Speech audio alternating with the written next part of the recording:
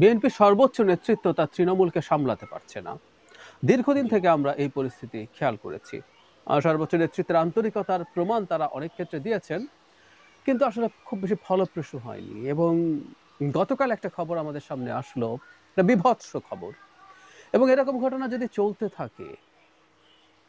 থাকে ছোট বড়, গতবারেরটা অনেক বড়, তাই এটা নিয়ে একটু কথা বলতে চাই। ছোট, খুব ছোট না, আসলে বাংলাদেশের মানদণ্ডে হয়তো আমাদের এক ধরনের গা সওয়া আছে বলে ছোট বলছি, কিন্তু ওগুলো ছোট ঘটনা না। এভাবে ক্রমাগত ঘটনা ঘটতে ঘটতে মানুষের অভিশাপ কামাচ্ছে বিএনপির এই তৃণমূল নেতৃত্বকর্মী, এবং দিনের জি, শেষে এটা জি। দলের উপরে প্রভাব পড়বে, পুরো অবশ্যই ছারখার প্রভাব হবে। পড়বে। এই পরিস্থিতি আছে। এবং বিএনপির মতো একটা দল এই দিকে যাওয়া রাষ্ট্রের জন্যই ঝুঁকিপূর্ণ, শুধু বিএনপির জন্য নয়, আমাদের এই রাষ্ট্রের জন্যই খুবই ঝুঁকিপূর্ণ। সেই প্রসঙ্গে আসবো, কেন বলছি কথাগুলো। নারায়ণগঞ্জে একটা ঘটনা ঘটেছে। এক ভদ্রলোক তার দোকান দখল করে বানানো বিএনপি কার্যালয়ে থেকে তাকে ভাড়া দেওয়া হচ্ছিল না। তিনি সে ভাড়া চাইতে গিয়েছিলেন। সে চাইতে যাওয়ার পর তাকে পিটিয়ে মেরে ফেলা হয়েছে। ঘটনাটা এরকম যে ৩টা পাশাপাশি দোকান, এই রিপোর্টেই আছে, দখল করে বিএনপির কার্যালয় বানানো হয়েছে। এবং সেখানে যিনি মারা গেছেন তার একটা দোকান এবং তার ভাইয়ের দুটো দোকান। কোনো কারণে তার ভাইকে আহ, দেয়া হতো, মানে চাঁদা, মানে ভাড়া দেয়া হতো, কিন্তু যিনি হত্যাকাণ্ডের শিকার হয়েছেন মোহাম্মদ জাহাঙ্গীর, তাকে ভাড়া দেয়া হচ্ছিল না। তিনি এরপর ভাড়া চাইতে যান। চাইতে যাওয়ার পর সম্ভবত কিছুটা বাকবিতণ্ডা হয়, তাকে পেটানো হয়। উনি ওখানেই মারা যান। হসপিটালে যখন নেওয়া হয় তাকে মৃত ঘোষণা করা হয়। তার মাথায় গভীর ক্ষতের চিহ্ন আছে।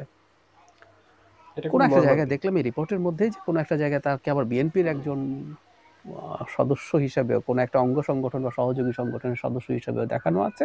তার পরিবার আবার সেটা স্বীকার করছে না। ঘটনা যেটাই হোক না কেন, আরো তথ্য আছে এবং আমি ধারণা করি যে বিএনপির দিক থেকে হয়তো এগুলোও বলা হবে যে মূল হত্যাকাণ্ডে যিনি নেতৃত্ব দিয়েছেন তিনি এই মুহূর্তে কোনো পদে ছিলেন না।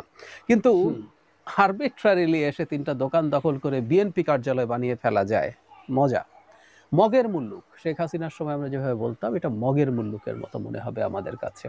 এসে আমি টানিয়ে দিলাম। এবং এই রিপোর্টে আছে, তারা এটা স্বীকারও করছেন যে তারা এখন এটা ছেড়ে দেওয়ার চিন্তা করছিলেন। মানে তাদের বাবার তালুক তারা এসে দখল করেছে, আবার এখন মনে হচ্ছে দয়া করে ছেড়ে দেবে, মানে মানুষের দোকান দখল করে বানিয়ে ফেলাবে এবং ভাড়াও দেব না, এই রকম পরিস্থিতি আছে। আমি জানি আমাকে অনেকে আমার মন্তব্যে প্রচুর লেখেন যে বিএনপির চাঁদাবাজি নিয়ে আমি কথা বলি না কেন। আমি প্রচুর কথা বলি, আসলে আপনারা না জেনেই লেখেন এগুলো। প্রচুর প্রচুর প্রচুর ভিডিওতে, টক শোতে আমি এটা নিয়ে কথা বলেছি। কিন্তু আমি একটা জিনিস আবার এটাও মনে করি, খুব স্পষ্টভাবে মনে করি, বিএনপির যে লোয়ার টায়ারের লোকজন চাঁদাবাজি করছে, এটা এই মুহূর্তে বাংলাদেশের মেজর ক্রাইসিস না। সুতরাং এটা নিয়ে সকাল বিকাল যারা কথা বলেন তাদের সাথে সেই দলে আমি নই। বাংলাদেশে এই মুহূর্তের মেজর ক্রাইসিস হচ্ছে একটা ইলেকশন হওয়ার পরিস্থিতি তৈরি করা। এবং তার চাইতেও জরুরি কথা, সম্ভবত আমি যদি আলাদাভাবে কথা বলবো, জরুরি কথাটা হচ্ছে বাংলাদেশে একটা ডানপন্থার উত্থান ঘটার সম্ভাবনা দেখা যাচ্ছে। র্যাডিক্যাল রাইট জি। তো আছেই, যারা নির্বাচনই মানে না, নির্বাচনী ব্যবস্থায় একটা ডানপন্থার উত্থান আমরা দেখছি, অন্তত তারা জোট বাঁধছে। এটাকে গণতান্ত্রিকভাবেই ফাইট করা দরকার বলে আমি মনে করি, কারণ আমি কোনো রাজনৈতিক দলের সদস্য নই, কিন্তু আমি রাজনৈতিক মতাদর্শ আছে আমার। আমি একজন মধ্যপন্থী মানুষ, অবশ্যই। বহুবার বলেছি। সুতরাং any form of identity politics আমি ডিসকার্ড করি। আমি লেফটও ডিসকার্ড করি, রাইটও ডিসকার্ড করি, এবং আইডেন্টিটি পলিটিক্স আমি ভীষণভাবে সমালোচনা করি ভারতের বিজেপি এবং মোদির। ঠিক একই কারণে বাংলাদেশেও কোনো আইডেন্টিটি পলিটিক্স আমি আসলে গ্রহণ করি না। সেই পয়েন্ট অফ ভিউ থেকে এটাকে পলিটিক্যালি ফাইট করে, এবং এটা আমাদের জন্য একটা গুরুত্বপূর্ণ জরুরতের হয়ে আমাদের সামনে হাজির হয়ে। যাই হোক, যে কথাটা বলছিলাম, চাঁদাবাজি হচ্ছে সেটা অনেক ক্ষেত্রে খুবই বেপরোয়া। কারণ বিএনপি এখন ক্ষমতায় যেহেতু নেই, তার সদিচ্ছা থাকলেও তাদের এই যুক্তি আমি গ্রহণ করি যে তারা চাইলেও তো এখন কোনো প্রশাসনিক বা আইনি ব্যবস্থা নিতে পারে না। না। কোনো একদিন বিএনপি যদি ক্ষমতায় আসে, ধারণা করি আমরা নির্বাচন হলেই সেটা হবে, তখন আমরা যদি বিএনপিকে দেখি যে তারা এসব ক্ষেত্রে বিচারিক ব্যবস্থা নিচ্ছেন না, প্রশাসনিক ব্যবস্থা নিচ্ছেন না, তখন কিন্তু আমরা খুব টাফভাবে তাদেরকে সেই প্রশ্ন করতে পারবো। এখন তো সব ক্ষমতা আছে, আপনি কেন এটা করছেন না? এখন মানে এই ইন্টারিম সরকারের সময় তারা সর্বোচ্চ বহিষ্কার করতে পারেন, আই অ্যাগ্রি, এবং এই বহিষ্কার করেও এটা আসলে যথেষ্ট হয়ে ওঠে না, কারণ তাদের বিরুদ্ধে যদি প্রশাসনিক ব্যবস্থা না হয় তাহলে তো হবে না। এবং এই কনস্পিরেসি আছে, এই কনস্পিরেসি থিওরি আছে বা অল্টারনেটিভ থিওরি আছে যে বিএনপিকে এরকমভাবে এসব নানা অপরাধে জড়ানো অবস্থায় রেখে ব্যবস্থা না নিয়ে তাকে অজনপ্রিয় করে তোলা হবে যাতে অন্য দলগুলো নির্বাচনে সুবিধা পায়। খুবই লজিক্যাল শোনায় না, কারণ না হলে ইন্টারিম সরকার কেন এগুলোর বিরুদ্ধে ব্যবস্থা নেবে না? তাকে আমরা পুষিত এসবের বিরুদ্ধে ব্যবস্থা নেওয়ার জন্য। আমরা দেখতাম যে বিএনপির লোকজনকে যদি চাঁদাবাজির অভিযোগে ধরপাকড় করার পর বিএনপির পক্ষ থেকে কোনো নেগেটিভ অ্যাটিটিউড দেখানো হচ্ছে, উই আর দেয়ার, আমরা এটা নিয়ে কথা বলতাম। কিন্তু না, আমরা সরকারের দিক থেকে তেমন কিছু দেখছি না। যাই হোক, দিনের শেষে বিএনপির লোকজনকেই আসলে তাদের এইটার যদি সরকার নাও করে তাদের অজনপ্রিয় হয়ে যাওয়ার মাসুল তাদেরকে দিতে হবে। তার চাইতেও জরুরি কথা, মানুষের উপরে জুলুম যাতে না হয়, জুলুম এই পর্যায়ে যাতে চলে না যায়। জুলুম হয়তো, আমি খুবই প্র্যাকটিক্যাল প্র্যাগম্যাটিক মানুষ, আমরা রাতারাতি বাংলাদেশে সুশাসনের বন্যা বইবে, করাপশন বন্ধ হবে আমি মনে করি না। ইভেন একটা নির্বাচন হলেও এই ঘটনা ঘটবে না। এটা ধাপে ধাপে ধীরে ধীরে আমরা উন্নত হব, কিন্তু আমি বিশ্বাস করি যে এখনকার চাইতে পরিস্থিতি অনেকটা ভালো হবে। এই নির্বাচনের মধ্যে এটা হবে, পরেরটাতে এরকম হবে, তারপরের 5 বছরে হবে। এভাবেই আসলে ধাপে ধাপে এগোবো, কারণ আমাদের সমাজ যে পরিমাণ অপরাধ এবং দুর্বৃত্তকে প্রশ্রয়দানকারী সমাজে পরিণত হয়েছে, সেই সমাজ পরিবর্তন হতে হবে। শুধু রাষ্ট্রের উপরই স্তরে কিছু পরিবর্তন, কিছু পদক্ষেপ নিলে আসলে হয় না। আমাদের এই কথাটা মাথায় রাখতে হবে। কিন্তু ওই যে বললাম, এটা অসীম পর্যায়ে চলে যাওয়া, মানুষের জীবন নিয়ে নেওয়ার মতো পরিস্থিতি করে ফেলা বিভৎস। আমরা এর মধ্যেই জানি বিএনপি তার নিজেদের মধ্যে নানান ভাগ বাটোয়ারার কোন্দলে 50-এর বেশি, সংখ্যাটা 100-র বেশি আসে, এটা ফ্যাক্ট চেকিং প্রতিষ্ঠান চেক করে দেখেছে এটা 50-এর বেশি, তাও সংখ্যাটা হিউজ, হিউজ সংখ্যা। অবশ্যই। তাদের মধ্যে এসব করছেন এবং এগুলো ক্রমাগত মানুষের মধ্যে অভিশাপ কামাচ্ছেন তারা এগুলোর মাধ্যমে।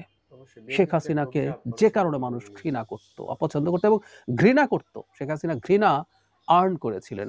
আমি দ্য প্রিন্সের এক্সাম্পল দিয়ে, ম্যাকিয়াভেলি দ্য প্রিন্সের এক্সাম্পল দিয়ে বলেছিলাম সেই বিখ্যাত উক্তি যে তুই যদি ভালোবাসা এবং ভয় দুটোই অর্জন করতে না পারো কারো, তাহলে অন্তত ভালোবাসার তুলনায় ভয়টা প্রেফার করো।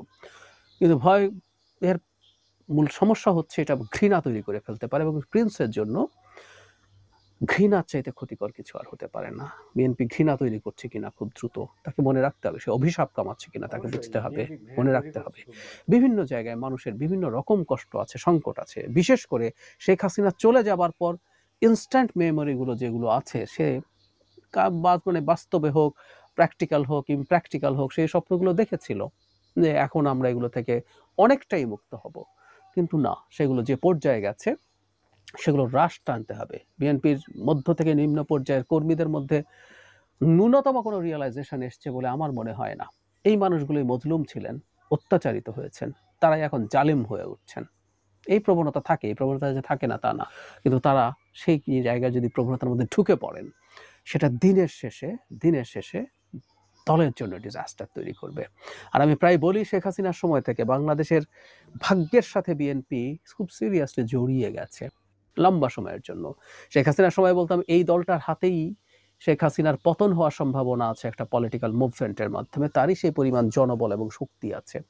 এখনো বলছি, বাংলাদেশের ডেমোক্রেটিক ট্রানজিশনের জন্য এখনই তাদেরকে সরকার যদি নির্বাচনে গড়িমসি করে, সেই ক্ষেত্রেও সরকারকে চাপ প্রয়োগ করার ক্ষমতা তাদের আছে। আর তারা তো ক্ষমতায় যাবে এটা খুবই এক্সপেক্টেড। তারা যদি ক্ষমতায় যায় তাহলে এই দলটা ভালো চলার উপরে ডিপেন্ড করবে আমাদের ভাগ্য কেমন থাকবে। আমাদের অন্য দলগুলো আরো শক্তিশালী হয়ে ওঠে যখন তারা বিএনপিকে চ্যালেঞ্জ করতে পারবে, সেই পর্যায়ে যাওয়ার আগে বেশ অনেকগুলো বছর আছে। এই সময়গুলোকেই বিএনপির হাতেই হয়তো এই দেশের দায়িত্ব থাকবে। সেটা যদি সত্য হয়ে থাকে, বিএনপিকে ভালো হতে হবে। বিএনপিকে মোটা দাগে, আমি এক্সপেক্ট করছি না বিএনপির কেউ চাঁদাবাজি করবে না, সরি, করবে। বিএনপির পর্যায়ে শক্তিশালী দল হলে অনেকেই করতো, এটা মোটামুটি নিশ্চিত থাকতে পারি আমরা। যাই হোক, এটা করে ফেলবে, বন্ধ হয়ে যাবে তা বলছি না, আমরা বন্ধ হওয়াটা এক্সপেক্ট করি, কিন্তু রাতারাতি এটা হবে না। কিন্তু সেইখানেও কোন কোন জায়গায় কতটুকু তাদের দিক থেকে সতর্কতা আছে, কার উপরে জুলুম করছে এবং মানুষের জীবন নিয়ে নিচ্ছে, এই পরিস্থিতিগুলো আসলে খুব খুব মনোযোগের সাথে দেখতে হবে। এবং বিএনপির সর্বোচ্চ পর্যায়কে শুধুমাত্র কঠোর স্টেপ না, কঠোর স্টেপ তো আছে, আমি জানি না যথেষ্ট পরিমাণ বার্তা পৌঁছানো, কাউন্সেলিং করা হচ্ছে কিনা আমি জানি না। 5 আগস্ট পরবর্তী সময়ে বাংলাদেশ সোনার বাংলাদেশ হয়ে যাবে বলে অনেকে মনে করেন, যাবতীয় সংস্কার টংস্কার করে ফেলে বাংলাদেশকে ইউরোপ আমেরিকার মতো একটা অসাধারণ উদার গণতান্ত্রিক দেশে অসম্ভব পরিণত স্বপ্ন করবো ছিল ইত্যাদি সবার। ইত্যাদি যারা মনে করেন, আমার এটাকে স্টুপিডিটি মনে করে অবশ্যই। করি। আই রিপিট, আমি এটাকে স্টুপিডিটি মনে করি। কিন্তু এটাও সত্য, 5 অগাস্ট আগে শেখ হাসিনা যা যা করেছেন, আওয়ামী লীগের র্যাঙ্ক অ্যান্ড ফাইলরা যা যা করেছেন, বিএনপির র্যাঙ্ক অ্যান্ড ফাইলও তাই করবেন। এটা মানুষ কোনোভাবেই মনে করে না, এটা কোনোভাবে মানুষ নেবে না। মানুষ অভিশাপ দেবে, অভিশাপ দিচ্ছে। এই অভিশাপে বিএনপির কর্মীরা পড়বেন। তারা এই সতর্কতাটা কর্মীরা না, মাথায় রাখবেন। জনগণ পড়বে।